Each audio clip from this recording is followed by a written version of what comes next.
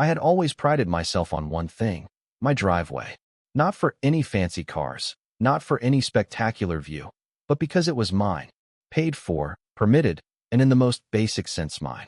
And when you're a guy who spends most of his time enforcing the law for a city, there's a certain sense of security in knowing that something you own is safe. Or at least, it should be.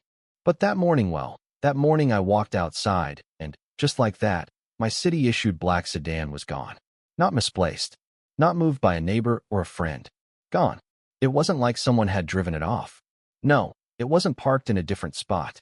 There was nothing left of it except a lonely oil stain and, slap in the middle of it, a neon pink slip taped to my mailbox. Vehicle removed for HOA violation. Aesthetic disruption. Per 3.2c, the paper read in Karen Whitaker's loopy, childlike handwriting. I stood there, still in my uniform, badge clipped to my belt, blinking at that paper like it might somehow turn into something sane. But it didn't. It just stared back at me. The kicker? I had parked it in my own damn driveway, my private, paid-for, fully permitted driveway. And Karen Whitaker, the queen of this HOA kingdom, the self-proclaimed ruler of everyone's visual experience, was already sipping her mimosa on her porch like nothing had just exploded in my life. The audacity. Karen Whitaker, for context, wasn't just some busybody neighbor. No, she was the HOA president. The kind of person who'd call a meeting just to discuss whether a mailbox was too beige or if your fence was too tall. In her eyes, every little detail of the neighborhood had to fit her standards. The whole place was her little chessboard, and every own was her pawn. I remember walking over to her house, my blood already boiling, and Karen just smiled that wide, teethless smile, holding her clipboard like it was a scepter, a real-life monarch of the block. "Oh, hello, Marcus," she chirped, completely ignoring the gravity of the situation. "I'm so glad you understand. Your car really disrupted the vibe. HOA standards are clear about these non-conforming visual elements." Her husband's rusted-out RV parked diagonally across their lawn, a clear violation of any reasonable aesthetic sat right there in front of me, but I kept my mouth shut. This was bigger than that RV. Much bigger. I asked her for the tow report, and she handed me a sheet of paper that looked like it was made on Microsoft Word with clip art and a low-resolution logo of some fake enforcement agency called Eagle Enforcement. When I checked, the towing number listed didn't even exist. I couldn't believe it. I couldn't believe I was standing there, looking at this ridiculous excuse for authority and still trying to piece together what had just happened. But it didn't take long to put it all together. Karen hadn't called the city. She hadn't called a legitimate towing company. No, she'd called a shady, unregistered private enforcement company that she had probably been in bed with for months, maybe longer. She twirled her mimosa and added, "Don't worry, Marcus, your car is safe. It's just in a holding lot. I'm sure they'll waive the fees for you." I should have been angry. I should have shouted. But instead, I just nodded, forcing a grin so fake, it was almost painful, and walked back to my house. Silent. Seething. The next step was obvious. I dug into the city's towing database, and just as I expected, my car had not been flagged by any certified company. The whole thing was a sham. I called every towing company within a 5-mile radius, and the only one that didn't show up in the system? Eagle Enforcement, the company that had my car. I made some more calls, one to Officer Ron, my contact at the impound regulation unit, one to Mara in legal, and then I called my assistant, Sheila. Sheila was the one who cracked it. When I told her what had happened, she didn't even blink. "She towed your city car from your own driveway?"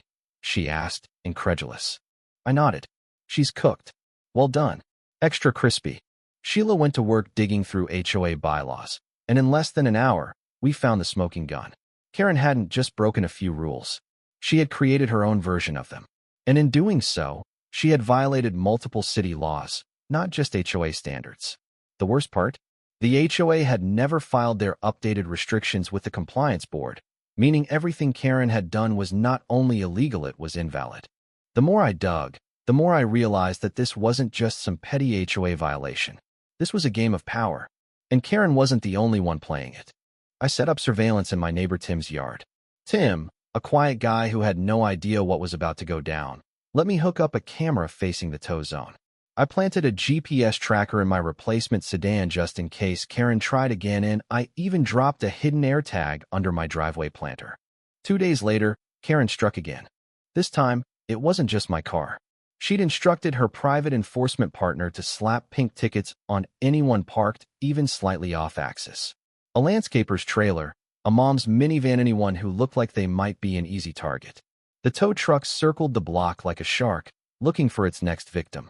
But they didn't see the unmarked city vehicle tailing them. They didn't hear the police scanner in the glove box. And they certainly didn't notice the undercover municipal inspector sitting in the passenger seat, sipping a latte, wearing a GoPro.